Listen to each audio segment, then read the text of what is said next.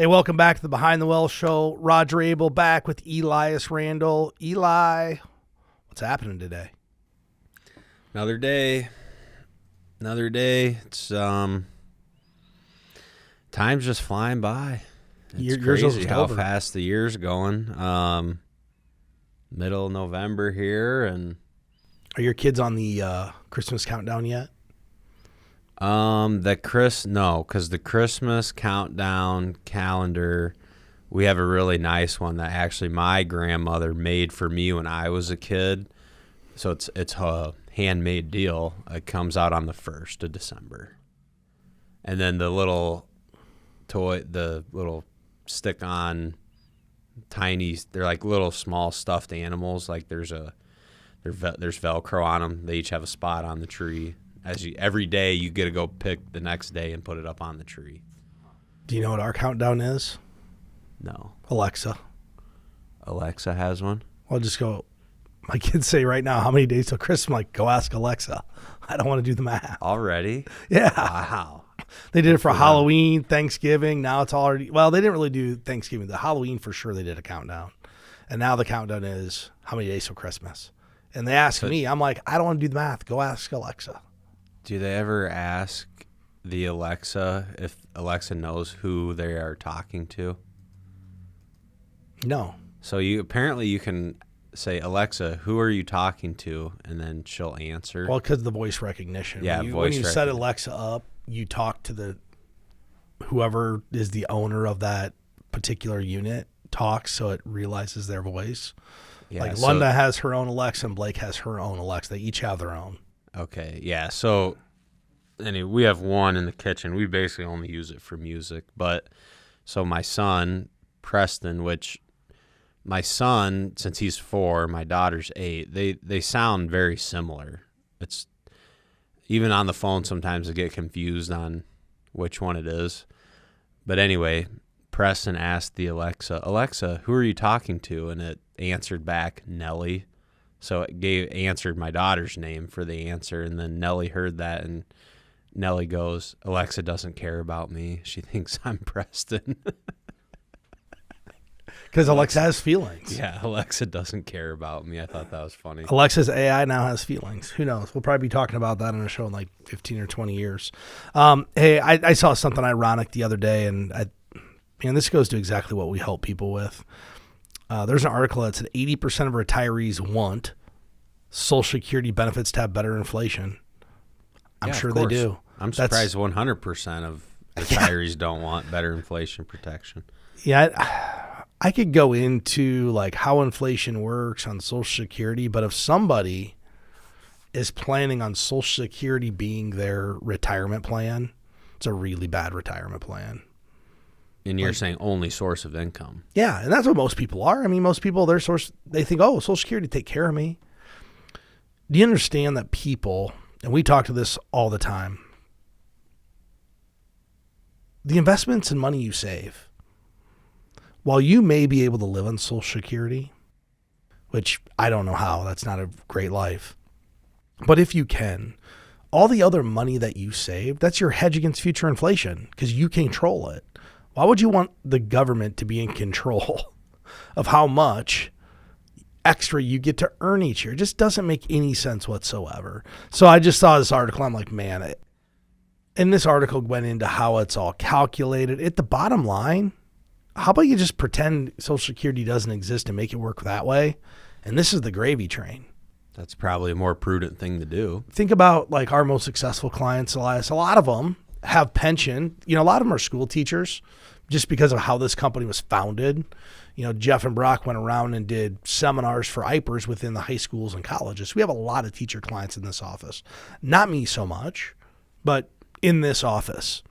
And when they start their IPers and their Social Security, my grandpa's a teacher, so I know how this works. Man, that was a great paycheck when he started. It was like 2/3 of what he made. Well, when he died, it wasn't that much. My grandpa lived 25 years in retirement. So all the money that he saved is the hedge to pay for future cost of inflation. But, why are people hoping that Social Security goes up? It's just the wrong thing to hope for. The government's in control of it. Yeah, and it's they're talking about, okay, should we use CPI or CPIE versus CPIW to figure out the inflation adjustments? But yeah, that is part of it, where you should have other, right? Like, the prudent thing is to have multiple ways to make income in retirement. At the end of the day, who cares how the inflation's calculated? If you go set up the proverbial 3 buckets of distribution money, taxable, tax-free, tax-deferred, if you go set that strategy up and do a financial plan before you're 65, chances are this will be a component of your retirement, but not the primary source if you do a good job. So right. Who cares how they calculate it? Just make it a non-event in your financial life by getting a financial plan and figuring out how to just get the government out of your retirement. When your whole retirement Social Security, you're letting somebody else be in control of what you do. And we talk about it all the time. How do we live in the world of what we can control? We can control what kind of inflation adjustment we get on our investments based on how we invest it. Cash, bonds, stocks, whatever equity classes or asset classes we use, you can control how much it goes up in value to some extent. Maybe not on an every year basis, but by controlling your asset allocation, you do control your long-term upside potential. You do. The other thing I was thinking about, kind of reading through this research, so when they back test it, when they look back at what would Social Security benefits be if we used a different metric to provide the cost of living adjustments, the average benefit actually goes from like almost $1,300 to almost $1,700. So that's pretty big, $400 a month for the average check. But wouldn't there be? Is it kind of like 6 one way, half a dozen the other? Because if all of a sudden the average Social Security check over time is now $400 every month more, wouldn't that cause certain, like, inherently cause other inflation? Like, if every retiree had an extra $400 a month, well, things in general would just be more expensive anyway. So, like, because there's more money supply. Like, for sure. Right. You're exactly right. I feel like we're kind of splitting hairs here too, because if every retiree was making more income, they'd spend more. That would cause more inflation over the years anyway. And is the net result even better or not? It might be worse. Potentially, the net result might actually could be worse. And it would also not help the solvency of the program either, which is a totally different scenario. Yeah, now we're going down a different path. So let me ask you, Elias, how much do you think Americans actually need to earn to feel secure? Like, how much do they need to earn while they're working, maybe in retirement? Well, that's a good question, and that is, financial security is a top concern for people, and there's actually a study that was recently put out that kind of quantifies this answer. So, in general, for the general population to feel financially secure, it's $74,688. I think we'll just round up and call it $75,000 annually is where most people feel financially secure and start to feel less vulnerable to financial stress and emergencies and things like that. And it's kind of interesting because that number goes down. Basically, kind of the way I interpreted this was maybe the less money you have or make, that number starts to go down. The less you think you need. The less you think you need. Well, think just strategically about how people think. Nobody, I would say most people, if you ask them, they said they would probably tell you we'd be better off if we made more money. Especially if you were making household income of $55,000 a year, you'd be like, well, if I had 75, we'd be great. Because mentally in their head, they're saying, hey, we're just making it on 55. Mm-hmm. Another 2,000. What would I do with $2,000 a month? But it's not only people making $55,000 of household income that do that. People that make $200,000 of household income do the same thing. And how do we know that? We just saw that study. It was 2 or 3 months ago about how like 75% of people making $200,000 a year paycheck to paycheck. Right. And so it's a slippery slope, right? Because if you always, to me, being successful with money, it's not the income. Okay. The income drives that, but it's more about how much of that money you can keep for yourself, right? If your household income is $250,000 a year, but you're living a $300,000 a year lifestyle, you feel like, okay, I need to make $325 for me to be comfortable with money. Well, then you start making that, but now you're living a $400,000 a year life. Like, so no matter where you're at on the income spectrum, if you're not doing the basics right and you're just not executing certain things, you're going to feel like I need to make more to feel financially secure. I read I think it was either a book. I think someone might have put a book out. I read it shortly after I graduated from college. I don't recall the name of it, but kind of the gist of it was about financial happiness.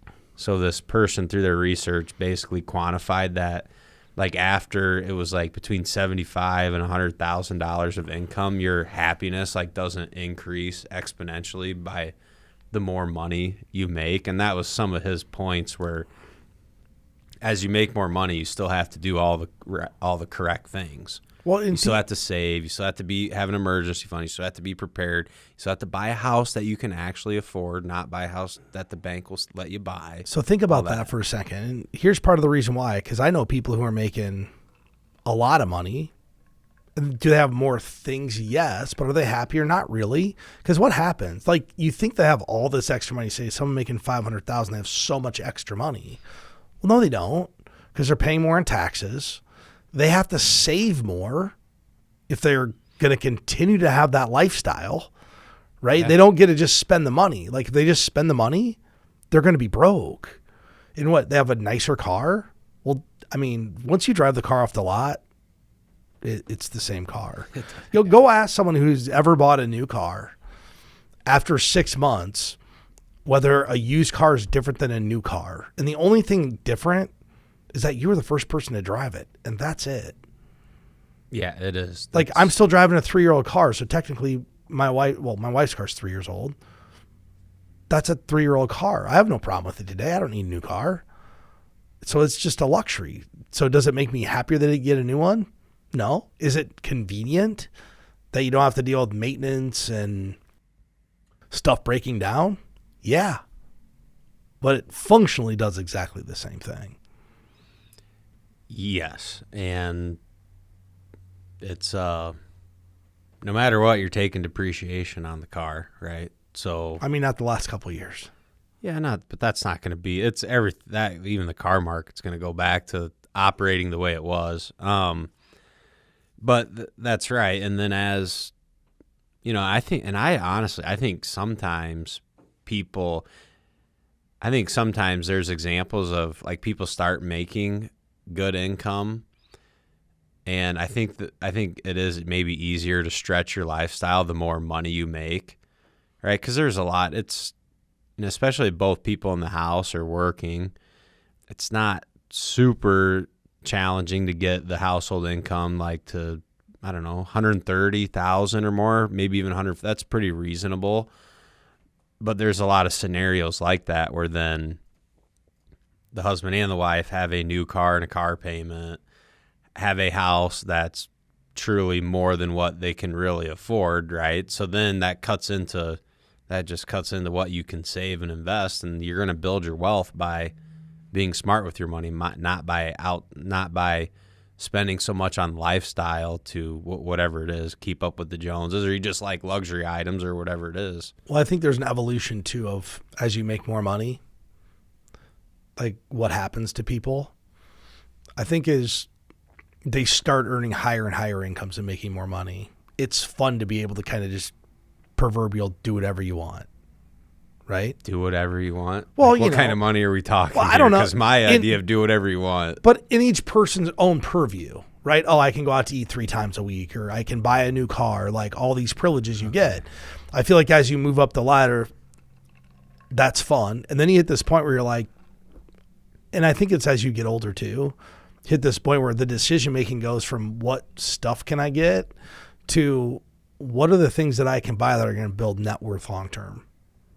So there's a shift. It doesn't mean you're not buying things, but it goes from cars and dinners to how do I buy some real estate, or what can I invest in, because that gets exciting to see your net worth go. And I think it's the evolution. I bet if you ask most people who started really, I mean, and I'm not talking about going from 125 to 200,000, but 100 to 500, there was probably a period of time there where that was fun and they probably blew more money than they wish they would have. And then they settled to the point like, okay, great, we've had all the fun, we've done all that stuff. Now how do we just start building massive worth? And they can afford to do it. You know, some people say, why would they do that? Well, they can afford to. Yeah, they can.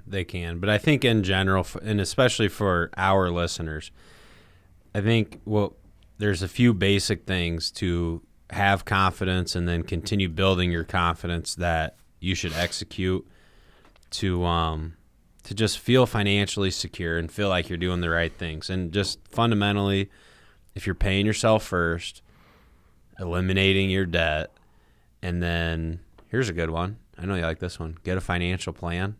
Maybe get some real advice, not well, so-and-so told me at the coffee pot the other day, this is what I should be doing with my finances. Like, engage with a professional, get a financial plan, and then really know that you are doing all of the right things. And it could be, you know, I had a first meeting with someone the other day, and it was a really good first meeting. And this is someone who's a do-it-yourself investor, right? So a lot of the questions were around our value, like what's the value provide for a family? Why would we do business with you? Yeah, stuff like that. So anyway, our conversation just kind of around that, and it kind of evolved into, that's one of our values, is just maybe being a sounding board to answer the real questions that you have. And the other thing I mentioned was, along this journey, like if we just stop you from doing one thing where you'd put your family in a bad situation, or I call it stub your own toe, we just stop you from doing one silly thing with your money in your investing career,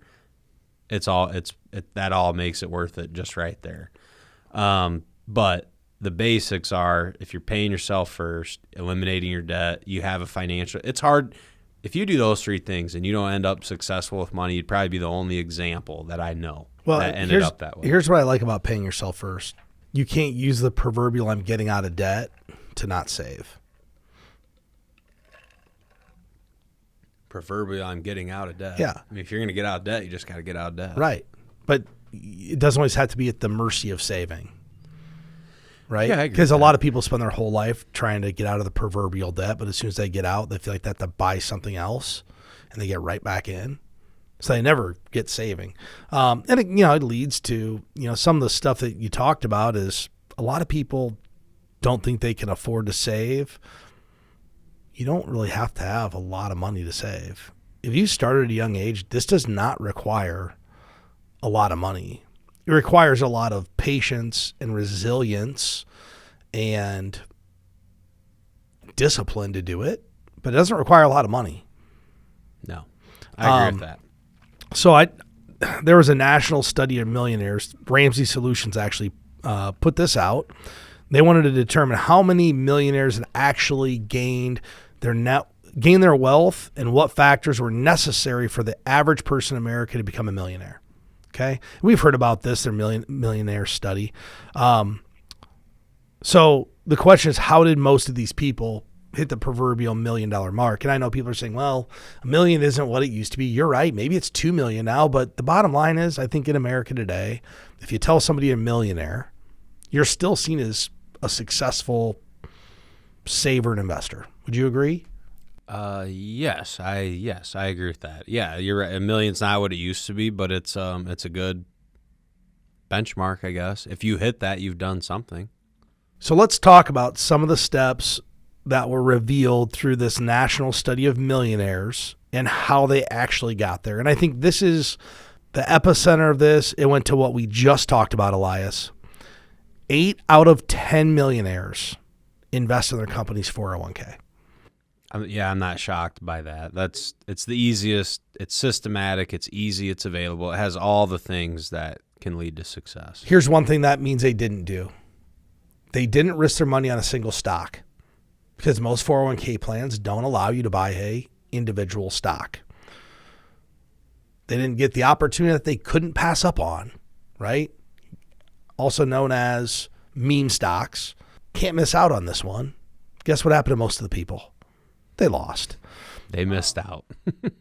3 out of 4 millionaires, so 75%, said that regular, consistent investing over a long period of time was the reason for their success. So the story about young computer genius who got an app and got millions, that's not how they got there. They didn't get this by having, you think about this, 75% of these people, 80% of these people didn't have to have a unique idea. They didn't have to be brilliant. They probably didn't even need education past high school. You don't need education past high school to be a millionaire. No. You need discipline, a systematic savings plan that's automatic. And the beauty of the 401k for people is typically there's a company match or something of that nature within that plan. So first step, if you want to be a millionaire, start your 401k plan. That's pretty simple. The second common trait, 94% live on less than what they make. Well, no kidding. If you live on more than what you make, it's going to be really hard to save any money. In fact, 94% live on less. That means I had 6% buffer. Where do you think the 6% went? 6% of what? If they're living on 94% of what they make, 94% live on less than what they make, where's the extra money going? You mean the 6% that are living on more than they make of millionaires? Where's it going? I would imagine that 6% is they're millionaires, but they're doing it through a lot of financing. I bet the real estate people. Yeah. They leveraged. Yeah. Right? So that means, but 94% of the people didn't get wealthy by leveraging assets.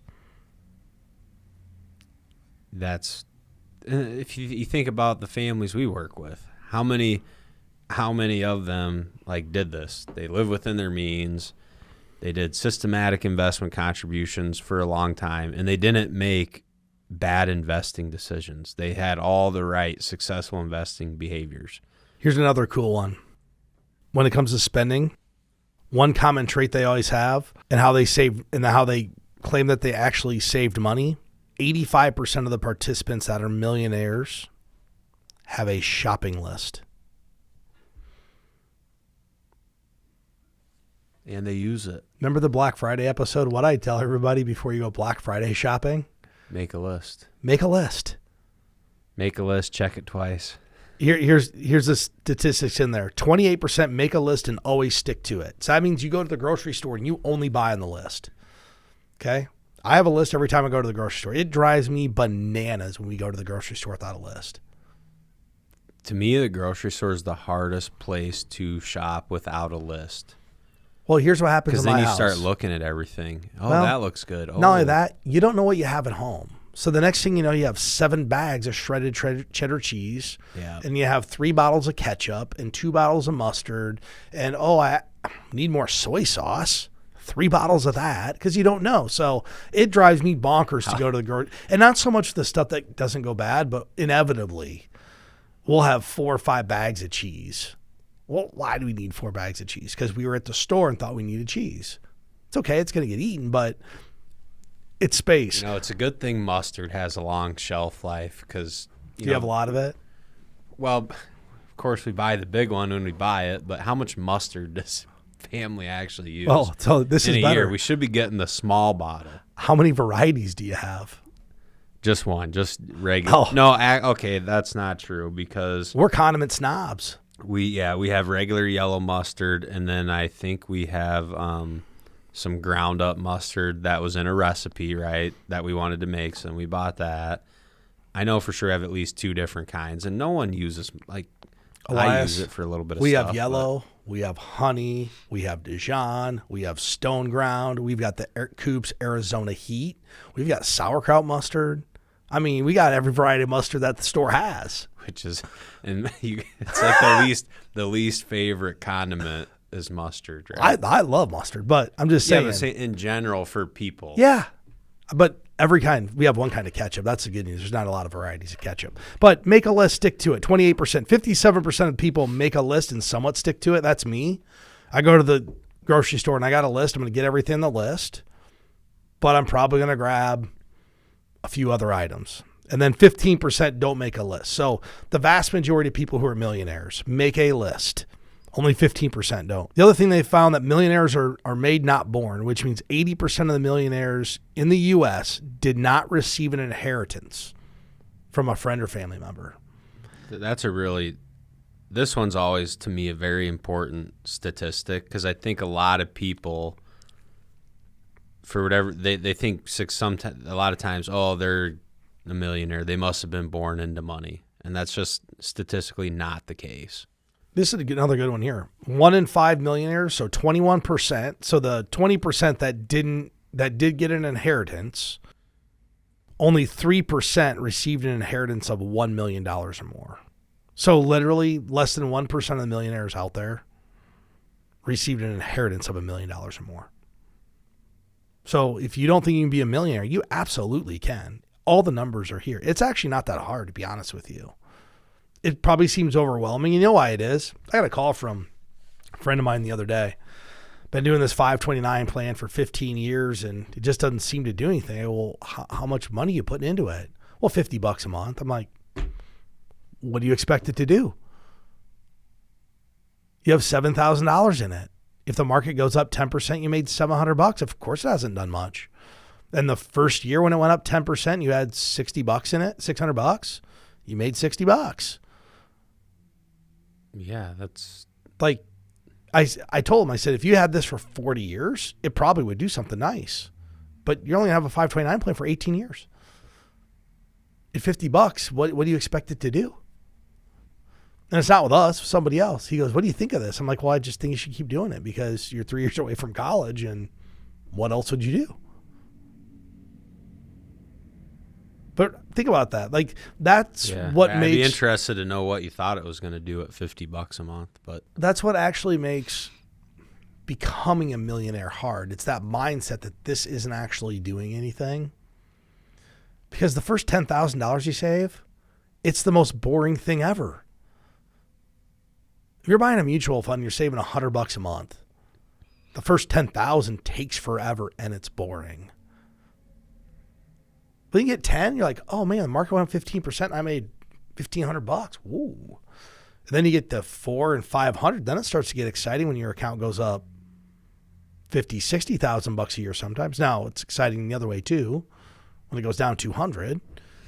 But point is, like, there's no validation. There's no like sense of success when you're saving small amounts of money early on, but it's really the most critical time to get you to kind of critical mass where this thing can really start to grow and work for itself.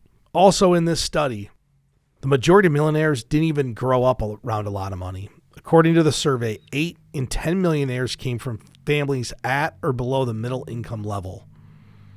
Only 2% of millionaires surveyed said they came from upper income families. This actually doesn't surprise me. Think about third generation businesses. What happens in most third generation businesses? They're typically not taking off or growing, or the person. It's They're just failing, right? And it's really probably human nature, right? Like by the time the third generation, life has been easier. A lot of those things that made the entrepreneur successful, that started it, it's like a desire thing, right? Well, then here come the kids and the grandkids. Well, their life was inherently easier, so there's just not that same level of, I'm going to figure out how to make this work. You're coasting more at that point. Yeah, when you're from a middle income family or lower income family, coasting's not really an option. Might be an option. Probably don't choose to do it. Yeah, but I think that's why you see so many people from that social economic class become millionaires, because they saw their parents struggle. They maybe saw their parents make bad mistakes. They're like, you know what? I'm not doing that. They actually, at some level, learn from them before them. Yeah, there's just a certain level of probably motivation that then leads to a certain level of discipline. Discipline. And all that. It's all discipline. Another great fact, millionaires don't make big bucks. Not always. Only 15% of millionaires in this study were in leadership roles such as president, vice president, C-suite. 93% of millionaires say they got their wealth because they worked hard, not because of big salaries. Top 5. Are you looking? Don't look at the outline. Don't look ahead. I'm going to quiz you. Did you already look? I already know the answer. Top 5 careers for millionaires. I'm going to venture to guess that nobody got all 5 of these right. It'd be hard with this list to guess it right. Number 1 career for a millionaire is an engineer. That actually doesn't surprise me. No, engineers typically are good savers. Well, they're good savers. They're in a job that provides them a higher than average income. And to be an engineer, your world it's run by numbers. Yeah, they're also more interested in the stuff we do. Yeah. We work with a lot of engineers. When they come in here, we typically don't even have to ask them what they do because they have a spreadsheet. And as soon as they bring out a spreadsheet, I'm pretty sure they're in the engineering field at some level because they live in a spreadsheet. Yeah. Accountant. Or they were the second one on here. So we have accountant. We have that too. They worked in an accountant or payroll. And well, they're organized. Here comes the budget spreadsheet. Makes our job super easy. I love it when people have that stuff already worked out. And I'm sure accountants in there because they're sitting there looking at people's tax return like, did that person really do that with their money? Like they get to actually see, similar to what we get to do. Mm-hmm. We get to see all these scenarios of what people do good and bad with money. Well, the accountant world's the same. So they're probably learning a little bit from others' mistakes. But third on this list, I'm going to almost guarantee you nobody would have put on this list. I wouldn't have. I would not either. Had I been asked to make a list, I would not have included this profession. Teacher. Teacher is number 3. And so I thought about this. Because teachers, I'm curious because to me I started thinking, well, teachers are good planners, right? Like they're planning for the school year, for the school day. But what do you think it is? I don't think it has anything to do with that. I think it has to do with people who want to go into teaching, care about people and not money. They cared about money at any level whatsoever. They're not going into teaching. That's a good point. So what that also means is they probably care less about things. They're probably, it's probably a profession that probably attracts more frugal people. That's what you're saying? No, let's not say frugal, just they're not motivated by things. If they were, they wouldn't have been a teacher. Everybody knows that teachers are probably vastly underpaid. Yeah. I mean, I'd say. I don't know how much you'd have to pay me to go sit in my daughter's second grade class all day long, but it's a lot more than that teacher makes. I promise you. I've been to lunchtime. I go to lunch about once a month with her. And let me tell you, they have a lot of patience. So yes. Teacher, First number of all, 3. the salary would have to be higher. Secondly, my own personal patience would have to increase a lot. I don't have patience with my own kids, let alone a dozen or 2 dozen in a class. 20 of them that aren't even your kids. But so anybody that's listening that thinks you have to make a bunch of money to be a millionaire, it's clearly not true. Teacher is 3rd on the list. 3rd is management. I think everybody would have probably kind of thought that. Like, you're management at a job, you have the opportunity to do pretty well. And then 5th is attorney. That actually doesn't surprise me. I'm a little surprised I didn't see any banking on here. Like, you think about people working the money business, and you didn't get $1 million and you're in the money business. Yeah, I'm How surprised is that? banker's not on here. Yeah. Banker, financial. I'm not surprised about financial advisor, insurance agent. You know, here's what you don't notice anywhere in this list, which is ironic. I don't see business owner. I don't see self-employed. I'm guessing that's a separate because this is top. Well, I This don't is know. just millionaires. Does it include it? Just millionaires? Yeah. Well, okay. So that Top 5 there's careers. there are a lot of self-employed, business owners that probably never have become millionaire status. I mean, you can own. Do you want to know why? Well, it's either not saving or you don't scale your business to the point where you can sell it for that amount of money. It's both of those, but what it really is when they started their business, they used the business as a convenient excuse to not save. Yeah, the business is. I had to put all my money into the business. Well, Yeah, could you have shaved off 4% and done that and then built the business? But then the business grows like, well, the best investment I'll ever make is in my business, and arguably is. But what happens if it doesn't work out or if the market changes? Like, put some money away. That's how I live. I save for retirement as if this business doesn't exist. Like, yep. And if it doesn't exist someday, then I'll still be okay. But everybody, I know so many business owners that saving for themselves or their retirement, that's not top of mind. And part of it is they want to grow the business. So something's kind of have to give there. Only 31% of these people averaged $100,000 a year over the course of their career. 1/3 never made six figures. So 33% of these millionaires never made six figures. It just goes to slow and steady wins the race. It's not about finding the next snazzy investment. It's not about you have to make more money to do it. Set it up and you can make it work. This one doesn't surprise me. Millionaires go to college, but not elite schools. Well, the elite schools are very expensive. It's hard to go there. And most millionaires come from a more modest background. Well, here's why this doesn't surprise me. I think this is where you have to kind of look at a study. There's very few families in America that can afford to send their kids to Stanford, Yale, Harvard, all those schools, right? Mm-hmm. Those kids are part of that really exclusive, like 1 or 2% that already are millionaires when it starts. Very few people. There's a lot more millionaires that worked their way up. I want to say at one time, and I might be wrong on this, but I could have swore Dave Ramsey did this study like 10 or 15 years ago and asked what the common car driven by millionaires was. It was a Ford F-150. The common car? Yeah, what was the most like common car driven by a millionaire? It was a Ford F-150. Well, yeah, think about it. You got construction workers, you have laborers, you have, unions, people that are just in the trades. Like, and a lot of those people. Yeah, there's a lot of millionaires working blue-collar jobs, at least in our local area here. We know that for a fact. There's a lot more than you'd ever think. Yeah. And part of it is, guess what happened? They didn't get weighed down with $100,000 of college debt. But they do have a nice Ford F-150. We found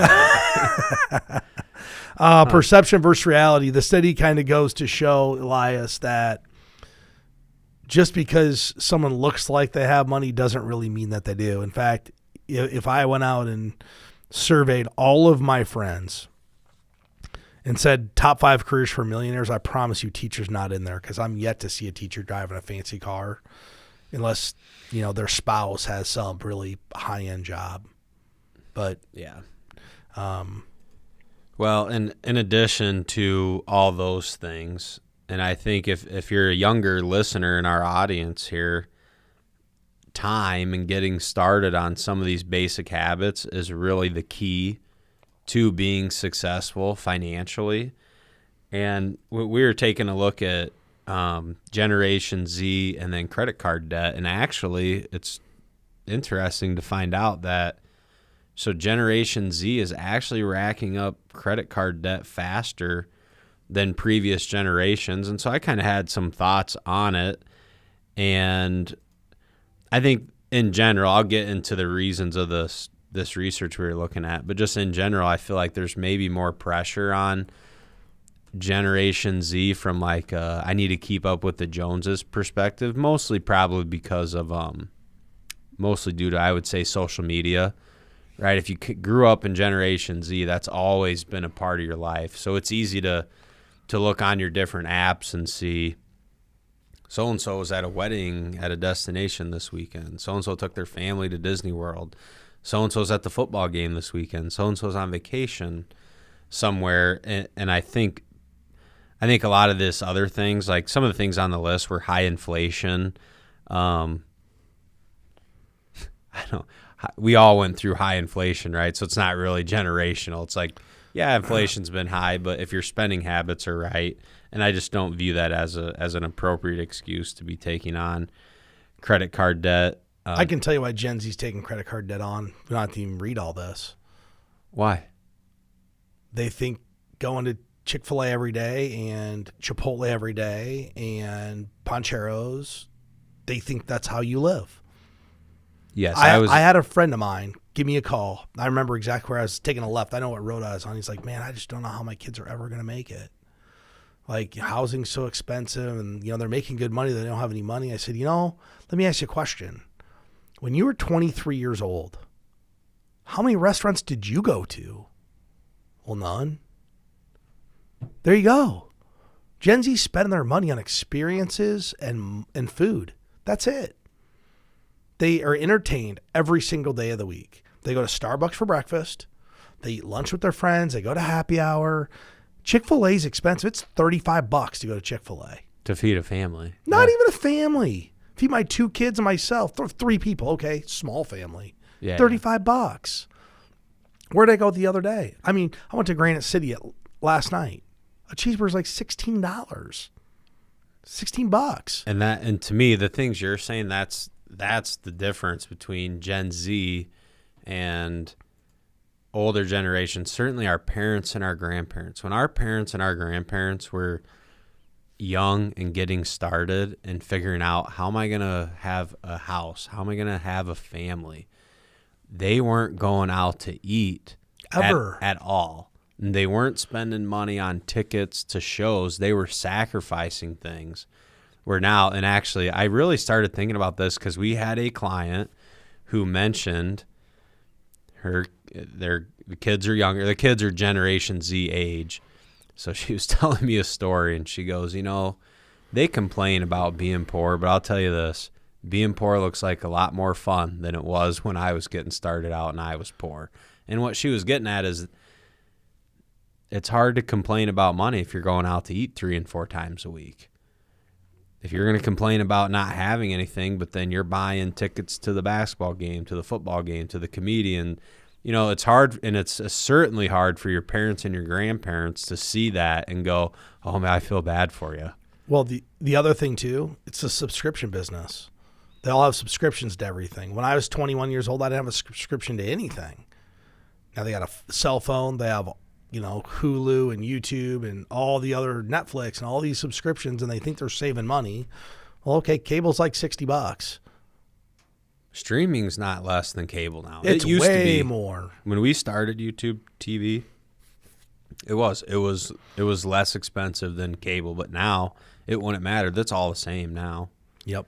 But that's why they're getting behind, and they're not willing to forego in the niceties in life. So, and it's not, and don't want to turn this into bashing on Gen Z, right? And certainly it's not just Gen Z.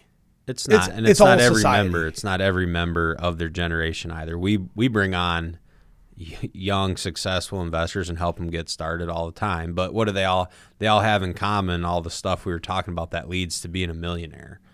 Like if they're starting to work with us, they're not financing their life on a credit card, and they can't afford to save money, right? Like you come here and you go, hey, I can save $25 a month. Well, we need to have a serious conversation. I'd rather maybe start saving 25 than 0, but everybody can, because if I went and pulled out your out to eat bill or budget every month, you're probably spending $400 or $500 on food plus grocery store. Like people add up, oh, what's your food bill? Oh, that's what I spend in the grocery store. No, it's not. You go to Starbucks, and all that stuff's delicious. That's why people go there, and we've made it easy for them. But it's not the fast food of old where you got to go to the McDonald's dollar menu. Yeah, a burrito at Panchero's like $14. Dude, you can make a lot of burritos for $14. I went to Jimmy John's this was like 3 weeks ago, and I think I spent almost $12 to feed myself a sandwich. And I like Jimmy John's and it's convenient, but I really thought I'm just going to make sandwiches at my house now. You can make $12. Like You can buy a pound of sandwich meat. You already have the mustard. You told me that. I got mustard. You probably I got mayo, some bread. I got all the stuff I like on a sandwich. You probably got a little lettuce. So, I mean, but that's not what they think about, because what was easy? Making lunch and taking it to work would have required planning. Right, but that was one, and I don't eat half and save. I eat the whole thing. So one meal for me, $12. Yeah, that's what most people are. Chick-fil-A, it's about $15 per person. But with that said, you know what? I think the great thing about this episode, Elias, it's not hard to be a millionaire. It's literally, I think, just a lot of self-discipline and having a lot of time on your side to do it. And even if you're older, you can exert self-discipline and figure out, how am I going to shave enough off to get to where I need to go? Really, it starts with having some type of a financial plan. Somebody's looking for that, looking for help with that. You can go to btwellshow.com. You can follow us on social, YouTube, Facebook, X, btwellshow.com. I want to thank everybody for listening. Have a great day.